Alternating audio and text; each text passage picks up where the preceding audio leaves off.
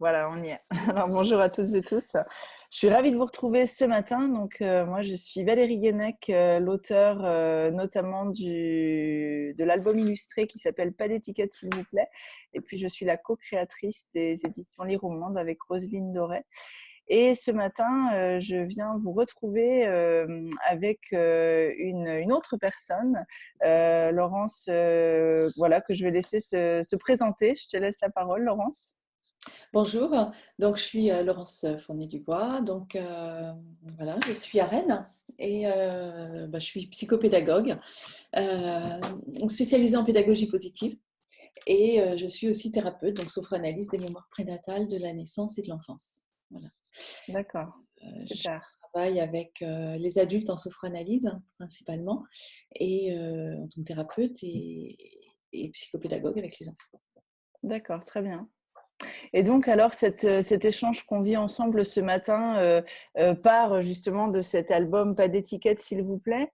Alors ça, ce serait ma première question, en fait, que ce soit vis-à-vis de tes expériences personnelles et professionnelles.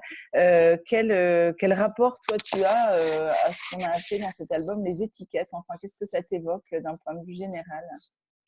Les étiquettes. Alors ça, c'est un grand sujet, les étiquettes, parce que c'est ce qu'on retrouve principalement, moi c'est ce que je retrouve principalement en cabinet, les étiquettes qui génèrent des croyances, donc des croyances profondes, parce que une étiquette, c'est intégré vraiment comme un trait de personnalité. Donc c'est quelque chose qu'on retrouve tant chez les adultes, parce qu'ils ont grandi avec une étiquette, hein, ils se sont forgés une personnalité avec ces étiquettes, qui sont devenues vraiment de grandes croyances par rapport à eux, et aussi chez les enfants, de façon Mhm. très forte. C'est principalement en thérapie, en tout cas, c'est principalement ce qu'on travaille. Les étiquettes. D'accord. Prendre sa place après, en fait, prendre sa place, c'est-à-dire prendre sa vraie personnalité, qui on est vraiment, quand on a grandi sous des étiquettes. Mhm. Arriver à se détacher de tout ça pour vraiment prendre sa vraie personnalité. Mmh. Ouais, c'est vraiment effectivement ce qu'on est amené à vivre en cabinet en tant que thérapeute. Donc c'est ouais, c'est intéressant d'entendre cette expérience. Et du coup, toi, dans le cadre des formations que tu as suivies justement pour arriver à ta situation professionnelle actuelle, c'est quelque chose, j'imagine, du coup, qui a été évoqué. Alors, oui, évoquer, alors pas sous forme, pas avec forcément ce mot étiquette, hein, d'accord, D'accord. mais avec, avec des croyances alors, étiquette, mais une étiquette, c'est pas forcément un mot, Mmh. d'accord. C'est-à-dire qu'il y a l'étiquette, il y a le mot, c'est-à-dire un adjectif, hein, on peut définir comme ça un adjectif qu'on donne à un enfant ou autre, mais c'est surtout en fait la croyance qui va avec, hein, la croyance profonde qu'on a quand on donne l'étiquette, hein, qui vraiment euh, permet d'intégrer. C'est pas un mot dit comme ça. En fait, c'est vraiment toute l'énergie qui va avec ce mot.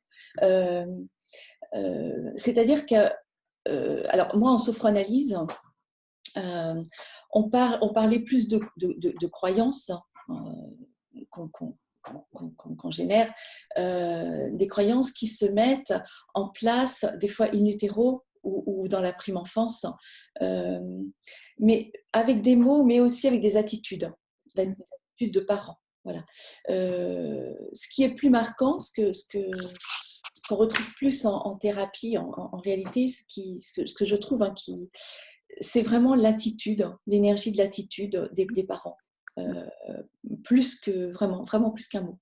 Ouais, c'est très intéressant ce que tu dis. D'ailleurs, il y a plusieurs personnes qui ont déjà partagé autour de ce thème et qui avaient voilà, cette même conviction de l'énergie, de l'importance de l'énergie, de l'intonation, effectivement, des attitudes.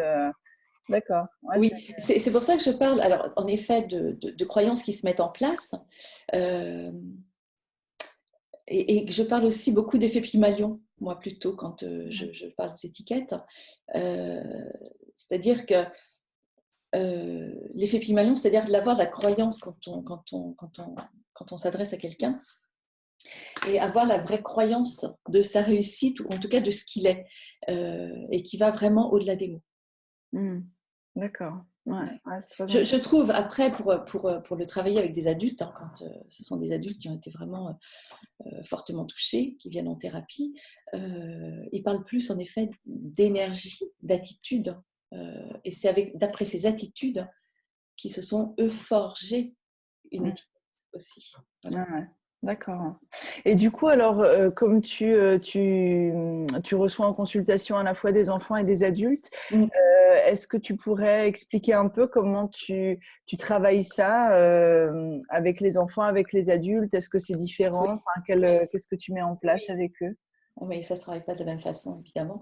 Avec les enfants, alors les enfants, c'est différent, c'est-à-dire que je travaille aussi avec leurs parents. Mhm. D'accord. Donc il y a vraiment on travaille en trilogie avec les parents et l'enfant. Donc, on peut recadrer des étiquettes avec les parents. C'est-à-dire qu'on peut retravailler. Moi, je retravaille aussi la posture des parents face à l'enfant. Mhm. Donc, l'enfant peut entendre son parent lui déconstruire une étiquette si elle a été construite. Euh, et puis, après, je travaille avec d'autres outils comme la sophrologie, par exemple, euh, l'hypnose aussi, avec certains enfants. Mhm. Et puis, alors bon, il y a plein d'outils, hein, mais le fait d'en parler aussi avec les parents, de leur faire prendre conscience de ce qui se passe et de faire prendre conscience aux parents que l'attitude de l'enfant ne le définit pas. Son attitude ne le définit pas avec un mot. Euh, et puis, ça passe par une vraie écoute de ce qu'a à dire l'enfant aussi. Voilà. Avec les adultes, c'est différent. Avec les adultes, là, il fallait vraiment changer la perception qu'ils ont d'eux-mêmes, hein. Mhm. Donc là, en sophroanalyse, on travaille avec l'inconscient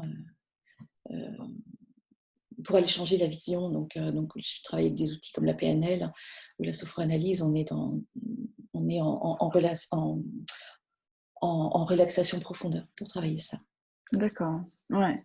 Et du coup, c'est vrai que quand je repense à ton partage sur l'accompagnement des enfants, dans un quotidien d'enfant, il y a aussi des croyances qui peuvent se développer dans le milieu scolaire, enfin extrascolaire, pas seulement avec justement les membres de la famille. Euh, Mm. Est-ce que c'est aussi ça des lieux où tu es amené à intervenir parfois, je ne sais pas, dans des formations de professionnels de l'enfance, de la petite enfance, pour essayer d'avoir des temps d'échange avec les professionnels sur ces sujets ou...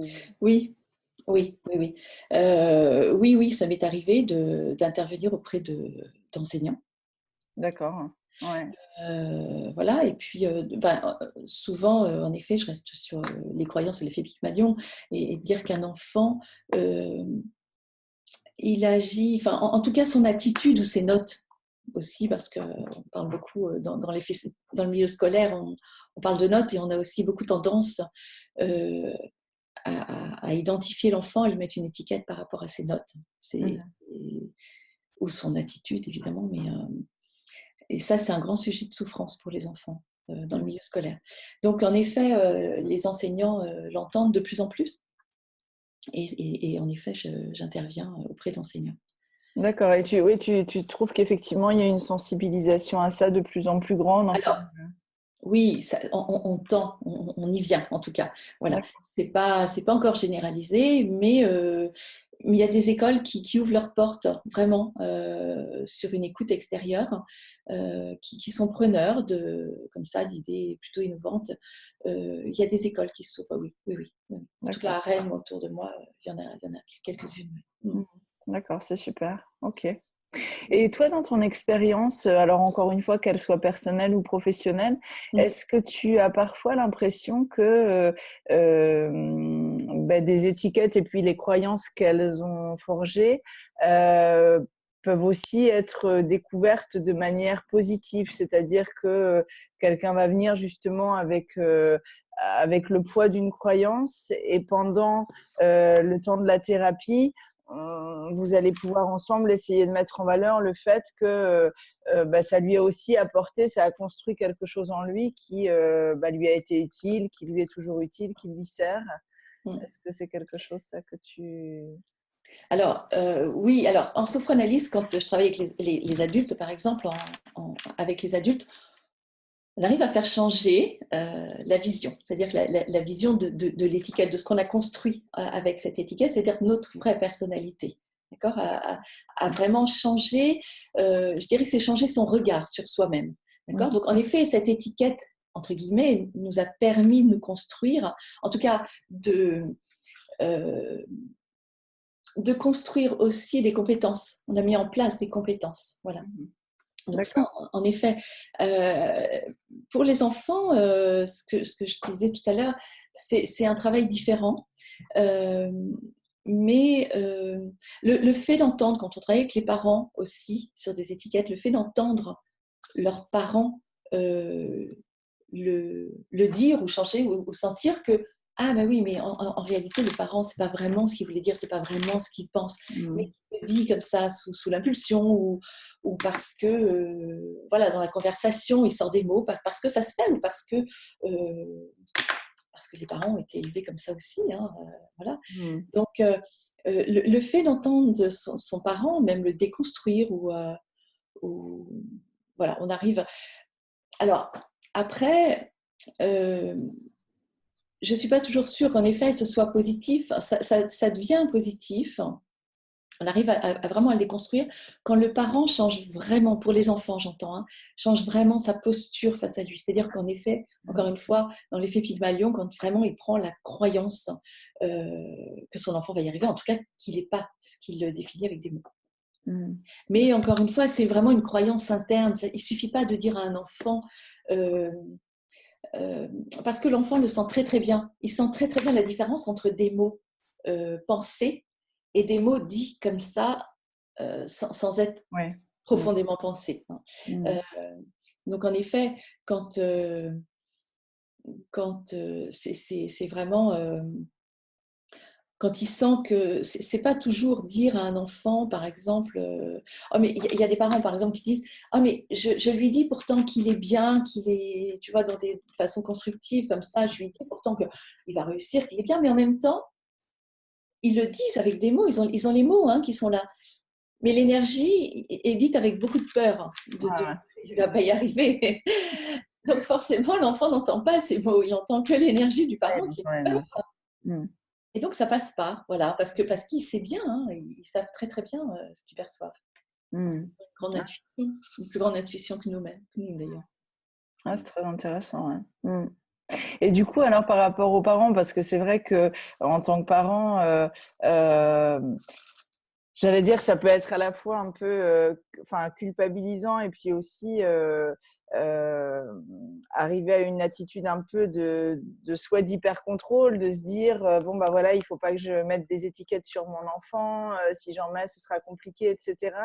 Est-ce que tu as comme ça des conseils à partager aux parents, justement, alors que ce soit, j'allais dire, sur les mots, mais peut-être surtout aussi sur l'énergie, sur tout ce que tu as partagé là, pour éviter justement à la fois la culpabilité et puis aussi le côté un peu hyper contrôle. Je me surveille dans tout ce que je dis, dans tout ce que je… Alors bon, déjà, je dirais c'est un travail sur soi aussi, mais avant tout, c'est de regarder avec son cœur, tout simplement. Je crois qu'il n'y a pas de... Je pense que la seule méthode type, c'est vraiment de regarder son enfant avec son cœur et de se dire de croire profondément qu'il a toutes les ressources, qu'il a tout. Et qu'il n'a pas besoin d'être défini avec des mots. Ça passe. D'ailleurs, on a tous eu on l'a tous touché, ça. Il suffit de se remémorer quand nos enfants ont commencé à marcher, par exemple. On a tous su qu'ils allaient commencer à faire un pas, deux pas, tomber, mais qu'ils allaient se relever, qu'ils allaient marcher, et que ça allait durer un laps de temps, mais qu'en tout cas, ils allaient marcher. À aucun moment, on a douté de ça. C'est ça l'effet Pygmalion, c'est vraiment de croire que ça va fonctionner. On ne s'est jamais dit, quand ils ont commencé à marcher, la première fois qu'ils sont tombés, on ne s'est pas dit Oh là là, oh bah l'idiot, il va jamais réussir à marcher celui-là. On s'est mal débrouillé. On s'est jamais dit ça. On savait qu'il allait réussir, d'accord? Donc je dirais que c'est ça, c'est vraiment regarder avec son cœur, sans jugement et juste accueillir qui est l'enfant, sans voilà, et dans une grande écoute, bien Mmh. évidemment. Voilà. Alors c'est facile à dire, c'est pas toujours simple à mettre en place non plus. Euh, je crois que ça demande un effort des parents aussi de peut-être travailler sur eux-mêmes, en tout cas de se poser pour regarder leur enfant. Voilà. Après, des étiquettes, on fait tous, encore une fois, on peut tous être amenés à définir ou à donner un adjectif comme ça quand on parle. Mmh. Euh, mais je pense que le plus important, c'est l'énergie qu'on met dans nos paroles, notre Ouais, attitude, en tout ouais, cas. c'est très, je trouve ça très intéressant ce que tu dis, et justement, euh, enfin oui, entre guillemets déculpabilisant, parce que c'est, enfin moi qui ai fait pas mal là de dédicaces et de temps d'échange autour de l'album Pas d'étiquette, c'est une des choses qui ressort un peu, c'est-à-dire que les gens, nous notre objectif en créant cet album, c'était vraiment de générer aussi de l'échange, de la réflexion.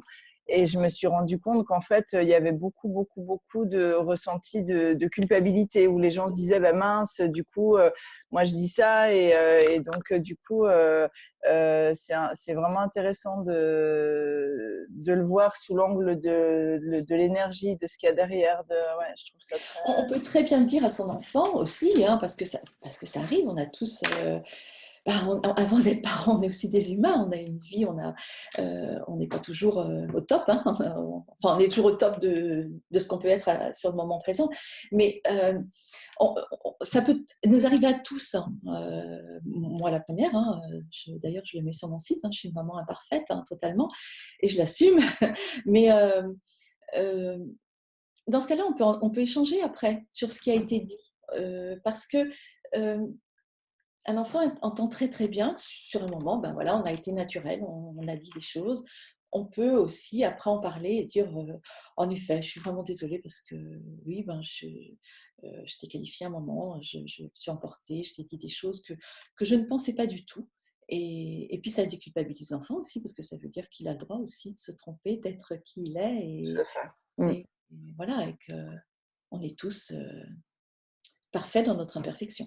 Mm. Ouais, puis il y a ce rôle modélisant, tu as raison, effectivement, de revenir sur le mot après, et puis voilà, potentiellement de s'excuser, en tout cas d'en parler. Bien Ouais. sûr, d'en parler, dire vraiment, c'est pas, en tout cas, c'est pas comme ça que je te vois, que je te définis, mais sur le moment, bon, ben, c'est comme ça que j'ai eu envie de le dire, en tout cas que c'est Que sorti. c'est sorti. Ouais, tout à fait. Ouais. Ouais.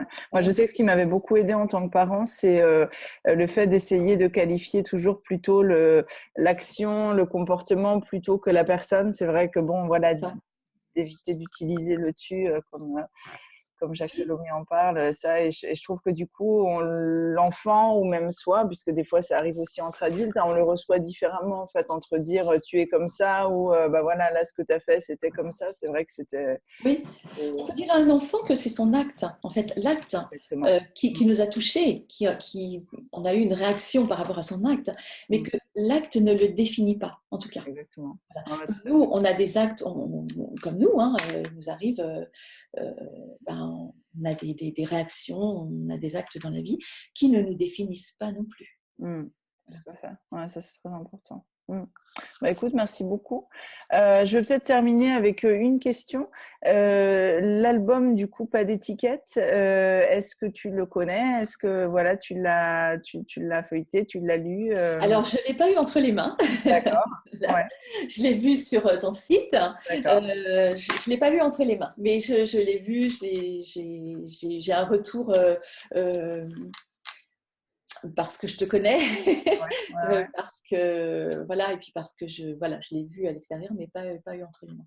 D'accord. Et est-ce que ça te semble justement quelque part un outil, enfin un support intéressant? Je Oui, pense notamment à ce que tu évoquais par rapport à ton travail avec les parents ou avec les professionnels de la petite enfance et puis bien sûr avec les enfants. Enfin, comment oui, tu. je trouve que c'est une belle approche, en tout cas, pour parler des étiquettes, parce qu'il y a encore beaucoup. euh, c'est encore très ancré dans notre société, où on n'a pas cette notion d'étiquette en tant que parent ou en tant en tant qu'humain, tout simplement. On n'a pas toujours cette notion d'étiquette. Et je trouve que c'est une bonne introduction, une bonne ouverture. C'est une belle initiation que d'un coup, pouvoir comprendre, en effet, qu'on peut faire des erreurs en donnant des étiquettes, des adjectifs, ou en définissant des actes, alors que ça n'a pas lieu. Voilà, tout simplement. Donc, en effet, je trouve que c'est une très, très bonne introduction. D'accord, bon, bah, super, merci beaucoup. Est-ce que Merci. est-ce que tu as une dernière chose à ajouter sur ce thème-là qu'on n'aurait pas encore évoqué et qui te tient à cœur, ou est-ce que ça te semble… Écoute, il me semble qu'on a fait le tour. Voilà, encore une fois, je pense que la meilleure chose à faire, et il n'est jamais trop tard en tout cas, de regarder nos enfants avec amour et avec cœur, hein, et puis avec une croyance profonde d'amour, tout simplement. D'accord, bah écoute, merci beaucoup. Et puis, bah, je te souhaite et je vous souhaite à toutes et tous une très belle journée. Et puis, à très bientôt. Et du coup, on postera la vidéo sur notre chaîne YouTube et sur notre page Facebook. Et puis, si vous avez voilà, des questions ou autres pour Laurence, bah, vous pourrez commenter ou la contacter directement via son site internet qu'on indiquera aussi. Voilà. Merci Merci encore pour Valérie. ton temps, Laurence. Merci à À toi. bientôt. Au Au revoir. revoir.